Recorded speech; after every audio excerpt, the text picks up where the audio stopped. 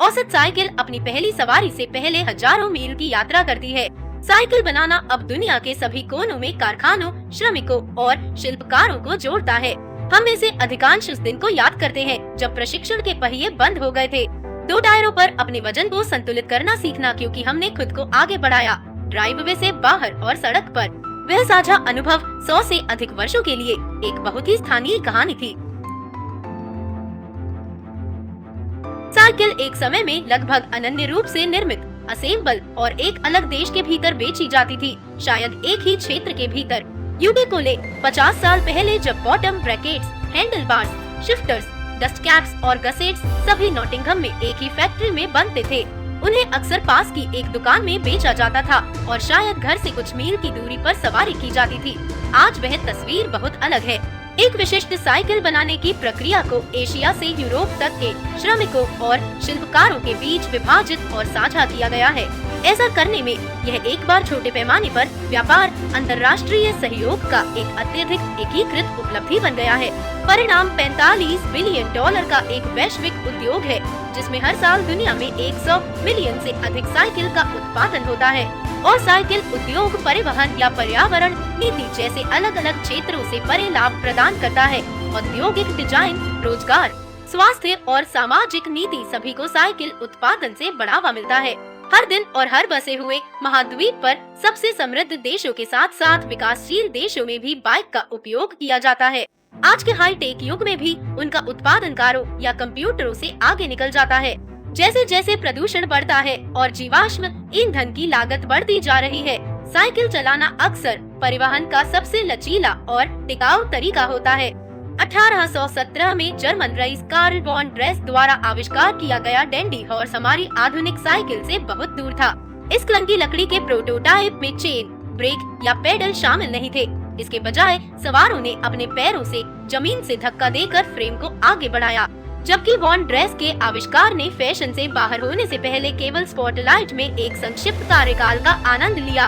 उनके शुरुआती मॉडल ने यूरोप में दूसरों को इसे सुधारने के लिए प्रेरित किया। 1860 के दशक के दौरान डिजाइन में नवाचारों, ball bearing hub, metal spoke wheels, solid rubber tyres और लीवर से संचालित 4 स्पीड गियर शिफ्ट को अधिक परिष्कृत और कुशल मॉडल के लिए अनुमति दी गई। एक सदी में तेजी से आगे बढ़े और स्टील, एल्यूमीनियम, मिश्र धातु और कार्बन जैसी आधुनिक सामग्रियों का मतलब हल्के वजन वाली साइकिलें थी, जिनमें ताकत, कठोरता और स्थायित्व था। ध्यान में यह स्विच तब आया जब यूनियन साइकिलिस्ट इंटरनेशनल वर्तमान में साइकिल उद्योग में सुरक्षा के लिए सबसे कठोर मानक पेशेवर सवारों के लिए साइकिल का न्यूनतम वजन 6.8 किग्रा तक सीमित कर दिया।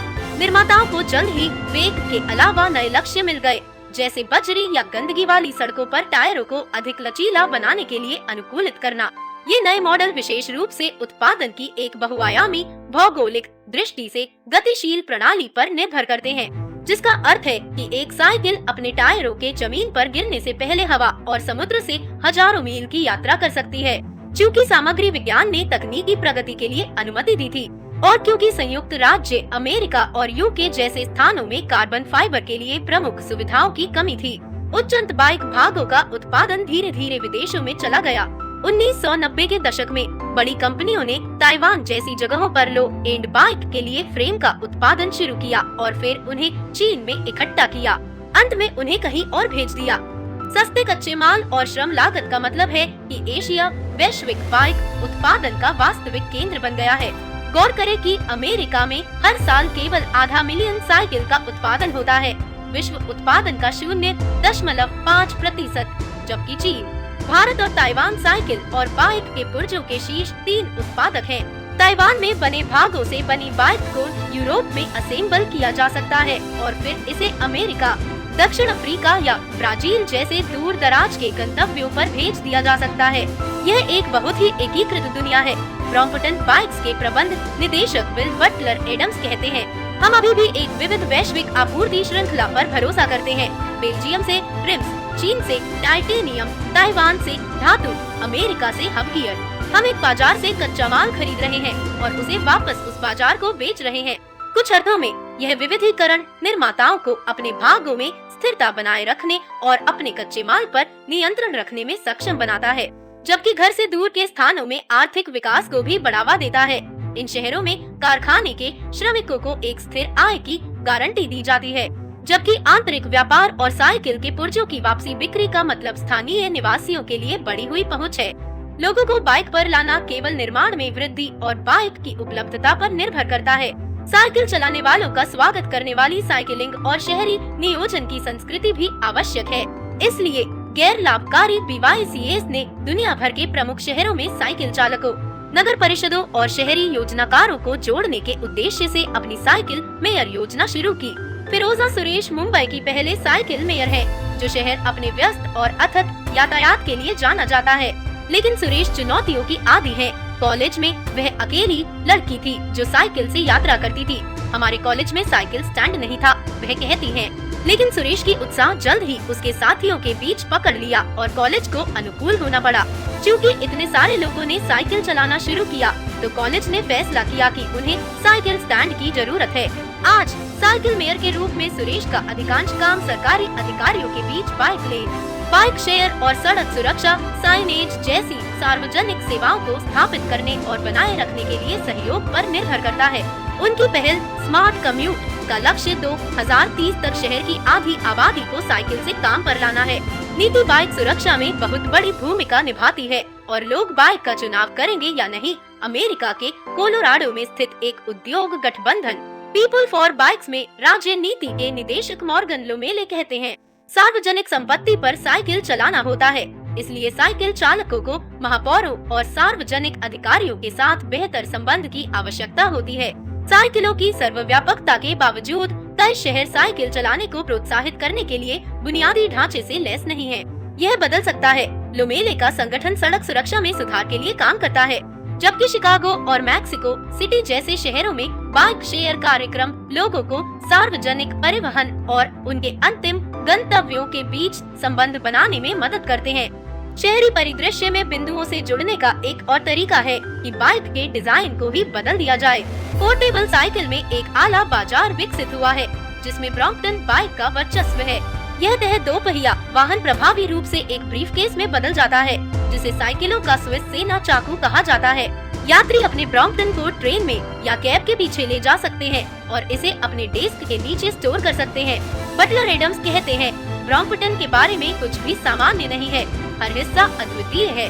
कंपनी ने सभी 12 सौभागों को डिजाइन किया है, जो इसके हस्ताक्षर उत्पाद बनाते हैं, जिसमें पहियों, ब्रेक, कैलिपर्स और मजबूत तंत्र शामिल हैं, जो इस मशीन को पॉकेट साइकिल में बदल देते हैं। एक टॉप एंड कम्यूटर बाइक के रूप में विपणन ब्रॉम्पटन को 47 देशों में निर्यात किया जाता है। लेकिन एक साइकिल जिसकी कीमत $800 से $3500 से कहीं भी हो, वह हमेशा एक लग्जरी वस्तु होगी। जब दुनिया भर में वर्तमान में उपयोग की जाने वाली 2 मिलियन बाइक की बात आती है, तो कई free wheel single speed workhorse हैं, जिन्हें आवश्यक दैनिक गतिविधियों को पूरा करने के लिए बनाया गया है। भोजन वितरण, स्कूल की सवारी, काम या अस्पताल। साइकिल बनाने की आपूर्ति श्रृंखला दुनिया भर में फैली हुई हो सकती है, लेकिन पिछले 100 वर्षों से साइकिल की समग्र प्रकृति लगभग अपरिवर्तित बनी हुई है। निश्चित रूप से एक ट्रायथलॉन मॉडल विंड चीटिंग तकनीक से लैस हो सकता है। एक BMX रोड बाइक में स्टेनलेस स्टील चेनस्टे और विशेष टायर ट्रेड हो सकते हैं, लेकिन औसत 2 पहिया दिखता है और कार्य करता है वैसे ही जैसे दशकों से है, यानी ई-बाइक के आने तक। एक इलेक्ट्रिक साइकिल को अभी भी पेडलिंग की आवश्यकता होती है, लेकिन सवारों को एक छोटी बैटरी से चलने वाली मोटर से सहायता मिलती है। आईफोन सेल फोन के लिए जो था, ई-बाइक साइकिल उद्योग के लिए वही हो सकता है। यह उत्सर्जन करने वाले वाहनों के विकल्प का वादा करता है, नई सवारियों को प्रोत्साहित करने का एक साधन और शहरों में क्रांति लाने का एक तरीका है। ई-बाइक जीवाश्म ईंधन से चलने वाले मोपेड और मोटरसाइकिलों की जगह 45 किलोमीटर प्रति घंटा तक की यात्रा कर सकती है, जिसका न केवल मनोरंजन के लिए बल्कि संभवतः दैनिक आवागमन के लिए भी निहितार्थ है। पीपल फॉर बाइक्स लोमेले कहते हैं, मुझे ई-बाइक की बदौलत ट्रांसपोर्टेशन साइकिलिंग में बदलाव दिखाई देता है। ई-बाइक बाजार हर साल 75% बढ़ रहा है और वे ज्यादातर नए सवारी हैं। यह बदलाव कार्बन उत्सर्जन में कमी, दुनिया के सबसे बड़े शहरों में साइकिल चलाने वाले लोगों के अनुपात में वृद्धि से संबंधित है और अंततः महत्वाकांक्षी स्थिरता लक्ष्यों को पूरा करने के लिए एक लंबा रास्ता तय कर सकता है। वेन शायद कहते हैं, इन भव्य महत्वाकांक्षाओं ने साइकिल उद्योग को सतत विकास के केंद्र में रखा है। मार्केट्स एंड मार्केट्स की एक रिपोर्ट के अनुसार वैश्विक बाइक बाजार 2018 में 21.1 बिलियन डॉलर का अनुमान लगाया गया था और 2025 तक 38.6 बिलियन डॉलर तक पहुंचने का अनुमान है। यूरोप के दो मुख्य बाजारों में जर्मनी और नीदरलैंड ई बाइक को उपभोक्ता द्वारा अपनाया गया है। बानशाइक कहते हैं 2018 में बिक्री में शानदार वृद्धि हुई। साइकिल यकीनन सबसे बहुमुखी वाहन है, लचीला, सस्ता, कम कार्बन वाला और स्वस्थ। यदि साइकिल को शहर के डिजाइन के लिए आवश्यक माना जाता है तो यह साइकिल चालकों और गैर साइकिल चालकों के लिए समान रूप से सुरक्षा और स्थिरता में सुधार कर सकता है। आगे की सोच रखने वाले शहरी योजनाकार और नीति निर्माता पहले से ही साइकिल को परिवहन के एक गंभीर साधन के रूप में मान्यता दे रहे हैं, बसों और कारों के समान। तो आइए एक साथ आएं और अपनी धरती माँ को एक खूबसूरत जगह बनाने के लिए इस पहल का हिस्सा बने। अगर आपको हमारा कंटेंट पसंद आता है तो इस वीडियो को लाइक, शेयर और चैनल को सब्सक्राइब करना न भूलें।